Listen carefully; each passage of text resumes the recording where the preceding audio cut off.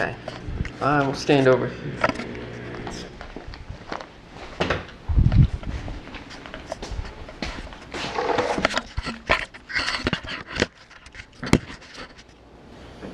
Okay. Hopefully I'm in frame. So a couple of quick disclaimers before we get started. Home inspections are what we call visual and accessible. So if I can see it and I can get to it, I can tell you about it. I cannot look through walls, floors, ceilings, things like that. The next thing is home inspections are not code inspections. Code changes every year, every city, every time a license guy touches something. So that's not what we keep up with. We just keep up with safety and general construction practices. That being said, you're grandfathered in on anything where the code may have changed in the last couple of years, but there really haven't been any major code changes since the home was built, which is nice. The next thing is home inspections are a snapshot of the way the home looks like today. Have you guys talked about final walkthrough yet? I don't think so. Okay, so what final walkthrough is, ideally the day of, not the day of, day before closing, and come back and look at the house again. So there's three things we're looking for. The first is any environmental damage, right? Was there a hard freeze and maybe water line busted? Was there a hailstorm? Maybe somebody's working on their chip shot and just cracked a window. Right, it's nobody's fault, it's just sometimes these things happen. The second thing you're gonna look for is any hidden damage. So we're not able to move beds, dressers, and some of the other furniture. So just once all their stuff is out of the house, come back, look around. Most likely the TV's there just because it's a good spot for it. Like, probably no one put their head through the wall right there. But every once in a while, sometimes it's a little easier to move a piece of furniture or a poster, over a spot than it is to go back and fix it. And then the last thing would be if you negotiate for the sellers to get anything done, just making sure it's done. So if there was, there's a couple drywall seams in the garage, and if you feel you really want them to do that and you can get them to do it, just come back and make sure that it's done. And then get any warranty information and receipts, and then that way you can go back to the contractor if there's an issue with the work later. But we don't want to we want to make sure that's done, because it's a lot easier to get it done before closing than after closing. Next, today's the best day to ask questions because we're here. There's going to be a ton of pictures, and pictures are fantastic, but it's just not the same as seeing it with your own two eyes. So if you have questions today, I highly encourage you to ask them. That being said, I know I saw me taking pictures, so the reason why we take those is that if you have a question in the future, you can ask it. And I've got the pictures to kind of go back and jog my memory. So if you have questions today, please ask them. But as someone who doesn't do this every day, I don't necessarily expect you to have all your questions. So feel free, call, text, email. We're more than happy to answer any questions.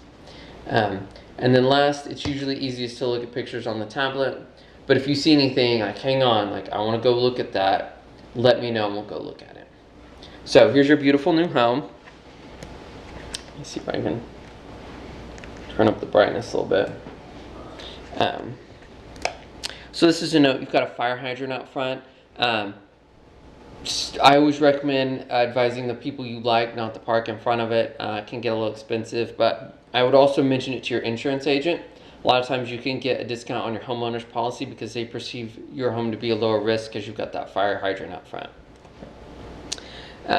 Next thing is, so you've got your gutters drain right next to the home. I would encourage you to extend those downspouts 5 to 8 feet in the downhill direction away from your home. The reason for that, we don't want to take all the water that hits your roof and then dump it right next to the foundation. I did not see any foundation issues today, but one of the leading causes of foundation issues in Oklahoma is actually drainage issues.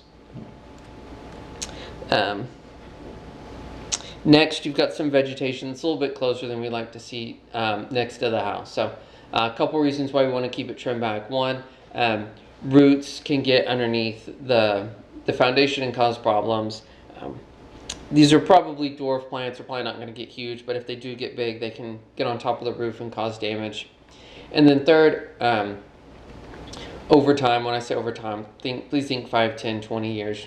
Those leaves and branches can actually rub against the siding or the brick and cause it to deteriorate. So just keeping them trimmed back will go a long way towards preventing that.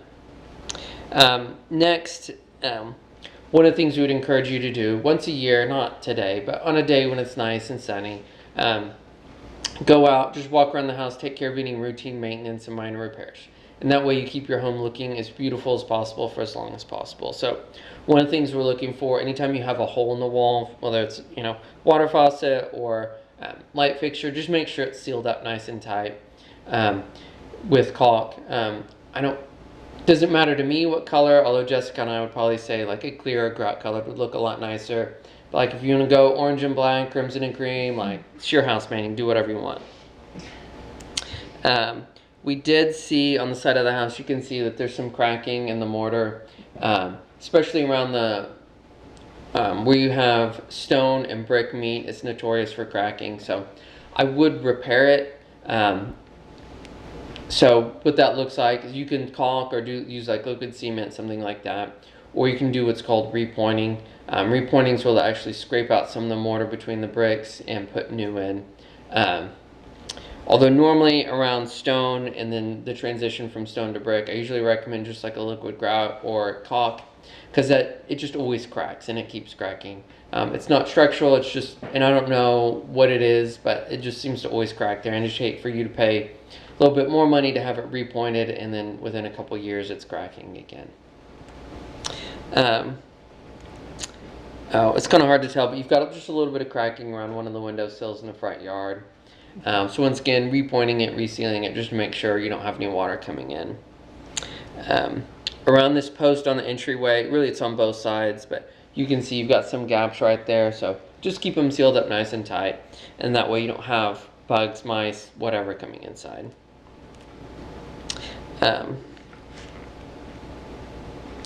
And then just caulking on both sides of that post, probably clear, something would work best, just so you can't really see it, but that way it's watertight, because anytime you're transitioning from one type of siding to another, and there may be, I'm sure there's something behind that that's waterproof too, but still don't want water sitting back there. You do have a couple insect nests around the house. It's just kind of welcome to living in a house in Oklahoma. Caulking around all the doors, windows.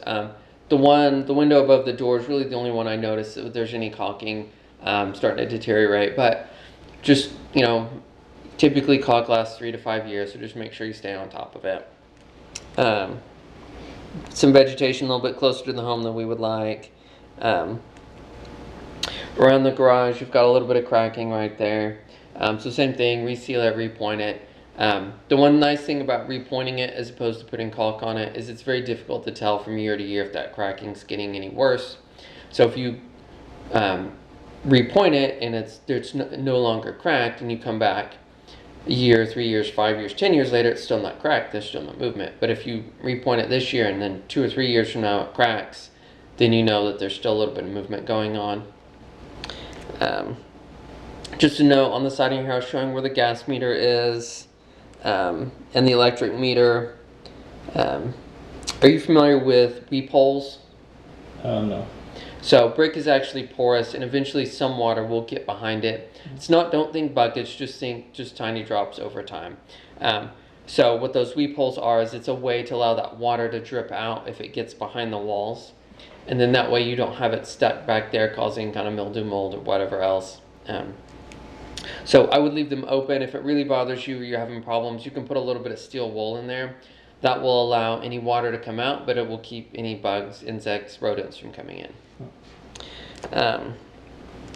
So just another example of a hole in the wall. You can see they didn't seal that one up real well. But, a little bit of caulk goes a long way. So this house is set up with 2 separate HVAC systems. So we took a picture of each condenser and the nameplate, so that way you've got that for your information. All the units were 2016, which makes them about 6 years old, going on 7. Statistically, air conditioners last 10 to 15 years and furnaces 15 to 20. So you should have a lot of life left in all your units. The heat came on and worked well today. It's a little bit cold to test the air conditioning because it can damage the units. And even though everything worked well today, just as they're getting older, I would recommend servicing them annually. because the better you take care of your stuff, the better I'll take care of you. And I know they're not cheap today, and they're supposed to be a pretty decent price increase at the first of the year because some new government requirements. But so just anything you can do to avoid buying a new set anytime soon. You do have some damaged coils. It's still working. They'll still work. They'll still come on. It's just not going to operate quite as efficiently. And then just where those AC lines go through the wall, you can see it's just tough to keep those sealed up. So that's something that, whereas most of your doors and windows, you're probably looking at 3 to 5 years between recaulking, you may be doing it every year, every other year around the AC lines. Just another example of a gutter draining next to the house. So this is, you can see in the backyard how it definitely slopes towards the house. So we noted that there's potentially some poor drainage, so I would come out and just stand on your back porch whenever you get some heavy rains and just kind of see how the water's flowing. If it's all going into that drainage ditch, that's fantastic. That's exactly what we want to happen. But if it's not, where is it going? How is it flowing around your house, or is it not flowing around your house? And then I'm going to check like a day, 3 days, and a week afterwards, after we get a good rain, and just see like, does the backyard dry out, especially around the house, the same as the front yard? Because if it does, there's no problems. We don't have to worry about it. But if you find that your backyard's consistently muddy for a lot longer than the front yard, or just wet, then you probably have some drainage issues. Now the good news is you already have gutters all the way around the house, which is, I said, it's good and bad. The good news is you've already got it. The bad news is that's the cheap first step. I like to start with inexpensive things first and then work my way up to the more expensive ones. So if that doesn't work, you want to look at what's called a subsurface drain. Basically, it's just a buried piece of 4-inch PVC pipe hooked up to a couple of drains on the surface. They're designed to move large amounts of water very quickly from point A to point B. Most landscapers will try to sell you a French drain, and the reason why they do that is because nobody knows what a subsurface drain is, and everybody knows what a French drain is. The problem is so what a French drain is they'll cut the trench, they'll put the waterproof layer on the bottom, fill it with gravel, and put some grass on top. If you ask for a French drain in Oklahoma, they're not going to put one in. Those are designed for the coast or like the Pacific Northwest, where you get a little bit of rain over time, and they're designed to slowly move water from point A to point B. In Oklahoma, they'll just tell you it's a French drain, charge you twice as much, and put in the same subsurface drain. So this is your back door. You can see you got a little bit of chip peeling paint around there, which is just, it's normal. It's 6 years old. You're going to start seeing some of the paint start to peel off. So it's not an emergency. I'm not running out to the store tomorrow to go repaint the whole house. Just keep an eye on it, and then you can either just do color matching the paint and touch up, or if you want to, repaint the whole thing, you can do that. If you want to change the colors, you can do that, but it's definitely not an emergency. And there's just a couple, there's a spot up there and a couple of spots down there. We're just starting to see the beginning signs of the paint starting to kind of peel and chip a little bit. One of your screens in the backyard is a little bit damaged.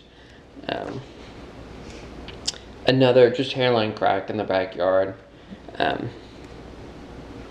And then you've got a little bit of mortar deterioration. Maybe it's deteriorated. Maybe the guy just got a little sloppy on it. But if you find yourself mixing up mortar, you've got some free time, feel free to go back in and seal that up. But the house is not falling over because you're missing a little bit of mortar right there. Now we're up on the roof. Overall, the roof looked good. Saw a couple spots. So it was very steep, and I did not look at it thoroughly. So we would recommend a roofer come back out and just double check. But from what I could see, you had a couple spots where maybe just guys in work boots scuffing the shingles, and then maybe 1 or 2 hail dings, but not very much. And then you have a few nail heads where the caulk's just starting to wear a little thin. So that's not a today problem. It's still watertight, but the issue is year, 3 years, 5 years from now, those nails are going to start to rust out. Once they start rusting out, then you get water coming in. You've got some more uncaulked nail heads up at the top. Oh, there you go. So, you got probably a couple hail hits right there. That's all I could see. But really, the roof looks in pretty good shape. Couple scuff marks are just kind of the granules wearing off the roof. Okay, now we're inside. So just a picture showing the stove functioning. Is a note. They've got washer and dryer hooked up, so we assume that they work. On the dryer, they do have a 240 plugged in, but they also have a gas line. So if you want to use gas dryer or electric, you're covered either way.